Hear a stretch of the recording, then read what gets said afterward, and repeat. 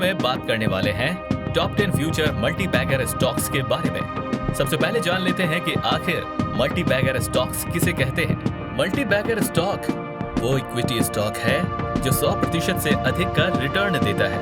ये शब्द Peter lynch ने अपनी 1988 की पुस्तक वन अपॉन वॉल स्ट्रीट में बताया था।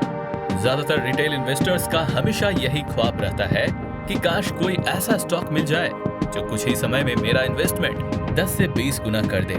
और ये सिर्फ ख्याली पुलाव नहीं है, क्योंकि कई स्टॉक्स ने बहुत कम समय में निवेशकों का पैसा 5 से 20 गुना तक करके दिखाया भी है। हालांकि ऐसे स्टॉक में जितना मोटा फायदा होने की उम्मीद होती है, उतना ही भारी नुकसान भी झेलना पड़ सकता है, जैसा कि आपने यस बैंक स्टॉक का हाल देखा ही होगा। वीडियो में आगे बढ़ने से पहले एक डिस्क्लेमर, इस वीडियो में दी गई सूचना कोई इन्वेस्टमेंट एडवाइस नहीं है। दी गई जानकारी सिर्फ सूचना हेतु दी जा रही है। मार्केट में निवेश बाजार जोखिमों के अधीन है। निवेशक के तौर पर पैसा लगाने से पहले हमेशा एक्सपर्ट से सलाह लें। तो चलिए बात करते हैं उन 10 ऐसे स्टॉक्स की जो फ्यूचर में आपको मल्टी बैगर रिटर्न्स दे सकते हैं। Number 1, delta Corp. Delta Corp limited एक भारतीय गेमिंग और हॉस्पिटैलिटी कंपनी है जो कई ब्रांडों के तहत कैसीनो और होटलों का मालिक है और उनका संचालन करता है। ये पणजी गोवा में अपने अधिकांश कैसीनो के साथ कैसीनो गेमिंग में लगा हुआ है। ये अपनी कैटेगरी का एक मोनोपोली स्टॉक है, क्योंकि दूसरी कोई कैसीनो कंपनी स्टॉक मार्केट पर लिस्टेड नहीं है। गौरतलब है कि कैसीनो एक हाई प्रॉफिट बिजनेस है। हाल ही में कंपनी ने गोवा में एक अम्यूजमेंट पार्क खोलने का भी ऐलान किया है। फिलहाल इसका मार्केट प्राइस 208.60 रुपए है और कंपनी का 52 वीक हाई 339.70 रुपए है। अगर फ्यूचर में कैसीनो बाकी राज्यों में भी खुलते हैं तो सबसे ज्यादा फायदा इसी स्टॉक को होगा। नंबर 2, जोमैटो। जोमैटो एक रेस्टोरेंट एग्रीगेटर और फूड डिलीवरी कंपनी है। जोमैटो 23 देशों में काम करता है, जिसमें भारत के साथ साथ पूरे भारत के 36 शहरों में 42,000 से अधिक रेस्टोरेंट के लिए उपयोगकर्ता, रिव्यू और रेटिंग शामिल है। जुलाई 2021 में लिस्टिंग के कुछ घंटों के भीतर ही कंपनी का मूल्यांकन 1 लाख करोड़ रुपए से अधिक हो गया था। शुरुआत में इसकी शेयर की कीमत 2 गुनी हो गई थी। हालांकि इसका मार्केट प्राइस अभी 50% डाउन यानी 62.65 रुपए पर ट्रेड कर रहा है, जो कि लंबी अवधि के निवेशकों के लिए एक अच्छा लेवल है, क्योंकि इस कंपनी में ग्रोथ की संभावनाएं बहुत ज्यादा है और कंपनी अपना लॉस कम करके प्रॉफिटेबल होने की ओर अग्रसर है। कई ब्रोकरेज फर्मों ने स्टॉक पर भरोसा जताया है। जुलाई में क्रेडिट स्विस ने 90 रुपए के लक्ष्य के साथ स्टॉक पर अपनी आउट परफॉर्म रेटिंग बनाए रखी है। Number 3, Adani ports. Adani ports and special economic zone limited, जिसे पहले मुद्रा पोर्ट के नाम से जाना जाता था, भारत का सबसे बड़ा निजी मल्टी पोर्ट ऑपरेटर है। ये कंपनी पोर्ट्स कैटेगरी की इकलौती लिस्टेड कंपनी है जो इसे एक मोनोपोली स्टॉक भी बनाती है। अडानी ग्रुप की 7 लिस्टेड कंपनी में से सिर्फ यही एक ऐसी है जिसने पिछले 1 साल में 100% से कम का रिटर्न दिया है। और इसकी मुख्य वजह रही है इस बिजनेस का कैपिटल इंटेंसिव होना और कोविड-19 पैंडेमिक, जिससे इंपोर्ट एक्सपोर्ट बिजनेस बहुत इफेक्ट हुए थे। कंपनी की बैलेंस शीट काफी स्ट्रॉन्ग है और रेवेन्यू प्रॉफिट भी अच्छे CAGR से ग्रो कर रहा है। हालांकि सबसे बड़ा निगेटिव इसमें कंपनी के ऊपर जमा बड़ा कर्जा है, जो कि ऐसे बिजनेस में आम बात है। ब्रोकरेज फर्मों ने इस स्टॉक के भविष्य पर भरोसा जताया है। Number 4, Tata Motors. Tata Motors जो देश का सबसे बड़ा इलेक्ट्रिक वाहन निर्माता है, प्रतिद्वंदियों पर अपनी प्रतिस्पर्धात्मक बढ़त को और तेज करेगा, क्योंकि इस महीने के अंत में उनके एक कॉम्पैक्ट कार लॉन्च करने की योजना है, जिसकी कीमत लगभग 10 लाख है, जो कि EV कैटेगरी में अब तक की किसी भी निर्माता द्वारा सबसे सस्ती कार होगी। लिस्टेड सेल्स रिपोर्ट के मुताबिक कमर्शियल गाड़ियों की उनकी वार्षिक बिक्री में 15.2% और यात्री वाहनों में 37.6% की वृद्धि हुई है। पिछले 1 साल में इस स्टॉक ने 48.24% का रिटर्न दिया है और आगे भी बड़े रिटर्न की उम्मीद है, क्योंकि बढ़ती सेल्स के साथ साथ कंपनी के लिए मार्केट सेंटिमेंट भी बिल्कुल पॉजिटिव रहना शुरू हुआ है, क्योंकि टाटा की गाड़ियां देशी होने के साथ साथ 5 स्टार सेफ्टी रेटिंग के साथ आती है। टाटा मोटर्स ने वैश्विक निवेशकों को भी इकट्ठा किया है, जो कि इनके कारोबार में $1 अरब यानी 7,500 करोड़ रुपए का निवेश करना चाहते हैं। आने वाले 4 से 5 वर्षों में एक सकारात्मक संकेत है। जाहिर है, जब एक बड़ा निवेशक निवेश कर रहा है तो आपको कई चीजों का आश्वासन दिया जा सकता है जो आम निवेशक को नहीं पता होगा। Number 5, Vodafone idea 22% market share के साथ वोडाफोन आइडिया लिमिटेड VIL देश की तीसरी सबसे बड़ी टेलीकॉम कंपनी है। सरकारी कर्ज में डूबी दूरसंचार कंपनी वोडाफोन आइडिया लिमिटेड के शेयर का भाव 10 रुपए पर स्थिर हो जाने के बाद इस कंपनी की हिस्सेदारी का अधिग्रहण करेगी। एक आधिकारिक सूत्र ने इसकी जानकारी दी है।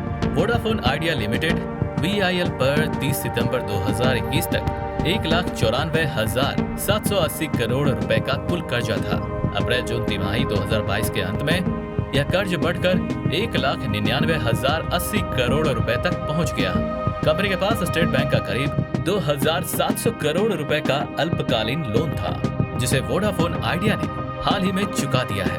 कंपनी ने ये कदम स्टेट बैंक ऑफ इंडिया इन काम उधारदाताओं के विश्वास को बढ़ाने के लिए उठाया है। वहीं कर्ज चुकाने का असर सोमवार को शेयर बाजार में नजर आया, जब कंपनी के शेयर के भाव में इजाफा दर्ज किया गया। सरकार की हिस्सेदारी और कर्जा कम होने से कंपनी का फ्यूचर अब सेफ नजर आ रहा है और पेनी स्टॉक जैसी प्राइस होने से रिटेल निवेशक का इसमें खासा रुझान है और अच्छी सर्विस मेंटेन रखने पर यह स्टॉक मल्टी बैगर रिटर्न दे सकता है। Number 6, Delhi worry. Delhi worry Gurgaon में स्थित एक भारतीय रसद और आपूर्ति श्रृंखला कंपनी है। इसकी स्थापना 2011 में हुई थी। मौजूदा स्तर पर शेयर अपने 487 रुपए के इश्यू प्राइस से 30% ऊपर है। स्टॉक ने लिस्टिंग के दिन ही 474 रुपए का अपना निचला स्तर छुआ था। हाल ही में कंपनी ने जल्द 75,000 से अधिक कर्मचारियों को नौकरी देने की घोषणा की है। दिल्ली वरी कंपनी का कहना है कि उसकी अपनी पार्सल क्षमता 15 लाख शिपमेंट प्रतिदिन करने का प्लान तैयार किया गया है।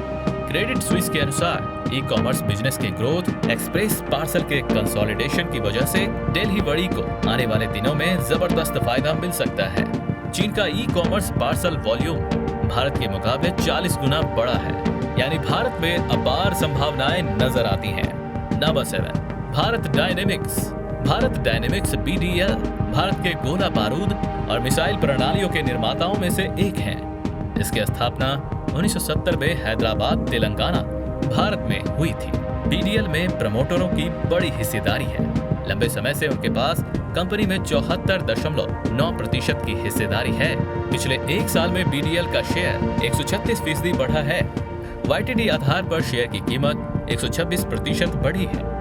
कंपनी को हाल ही में रक्षा मंत्रालय से $29.7 बिलियन का ऑर्डर मिला है। ये अनुबंध Astra MK I-Beyond visual range air to air missile और वायुसेना और भारतीय नौसेना को सहयोगी उपकरणों की आपूर्ति के लिए है। अगले स्टॉक की बात करने से पहले अगर ये वीडियो आपको पसंद आ रही हो तो लाइक का बटन जरूर दबाएं और हमारे चैनल को सब्सक्राइब करके बेल आइकन को भी दबा लें ताकि हमारी अगली वीडियो का नोटिफिकेशन आपको मिल जाए। Number 8, Borosil renewables. Borosil renewable limited Bharat की पहली और एकमात्र सोलर ग्लास निर्माता कंपनी है। पेट्रोल डीजल की कमी और बढ़ते दामों की वजह से दुनिया अब इलेक्ट्रिक और सोलर पावर की ओर रुख कर रही है और सोलर एनर्जी का फ्यूचर इंडिया में बहुत ब्राइट है। पिछले एक साल में इस स्टॉक ने 79% का रिटर्न दिया है और आगे भी बड़े रिटर्न्स की उम्मीद है क्योंकि ये इंडस्ट्री काफी तेजी से ग्रो कर रही है। कंपनी मजबूत डिमांड और सरकार की पहल जैसे आत्मनिर्भर भारत, PLI योजनाओं आदि का एक बड़ा लाभार्थी भी है। कंपनी के फंडामेंटल बहुत मजबूत है और अच्छे स्तर पर उपलब्ध है। कंपनी का रिटर्न ऑन कैपिटल एम्प्लॉयड 30% है। कंपनी ने पिछले 3 वर्षों में 24.57% की अच्छी प्रॉफिट ग्रोथ भी दिखाई है। नंबर 9, रतन इंडिया एंटरप्राइजेस।